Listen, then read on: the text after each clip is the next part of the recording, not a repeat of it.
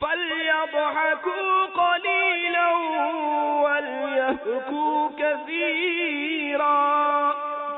ترجمہ کنز ایمان، تو انہیں چاہیے کہ تھوڑا ہنسیں اور بہت روئیں۔ اے آج کے جنابوں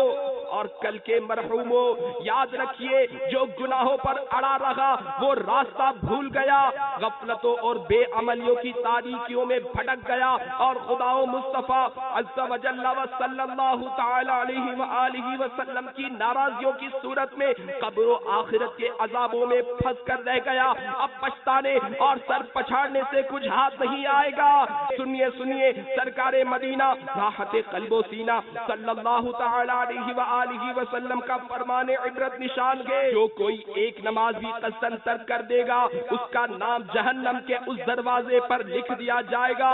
جس سے وہ جہنم میں داخل ہوگا۔ اے عورتوں کو تاڑنے والوں،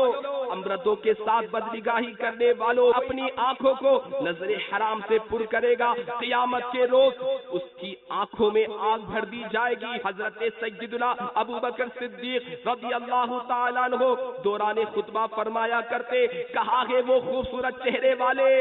کہا ہے اپنی جوانیوں پر اترانے والے، کدھر گئے وہ بادشاہ جنہوں نے عالی شان شہر تعمیر کروائے اور انہیں مضبوط قلعوں سے تقویت بخشی، کدھر چلے گئے میدان جنگ میں غالب آنے والے؟ بے شک زمانے نے ان کو ذلیل کر دیا۔ واقعی عقل مند وہی ہے جو موت سے قبل موت کی تیاری کرتے ہوئے نیکیوں کا ذخیرہ اکٹھا کر لے اور سنتوں کا مدنی چراغ قبر میں ساتھ لیتا جائے اور یوں قبر کی روشنی کا انتظام کر لے، ورنہ قبر ہرگز یہ لحاظ نہ کرے گی کہ میرے اندر کون آیا، امیر ہو یا فقیر، وزیر ہو یا اس کا مشیر، حاکم ہو یا محکوم، افسر ہو یا چپڑاسی، سیٹھ ہو یا ملازم، ڈاکٹر ہو یا مریض، ٹھیکیدار ہو یا مزدور۔ اگر کسی کے ساتھ بھی توشائے آخرت میں کمی رہی، نماز قصداً قضا کی، رمضان شریف کے روزے بلا عذر شرعی نہ رکھے، فرض ہوتے ہوئے بھی زکوٰۃ نہ دی، حج فرض تھا مگر ادا نہ کیا،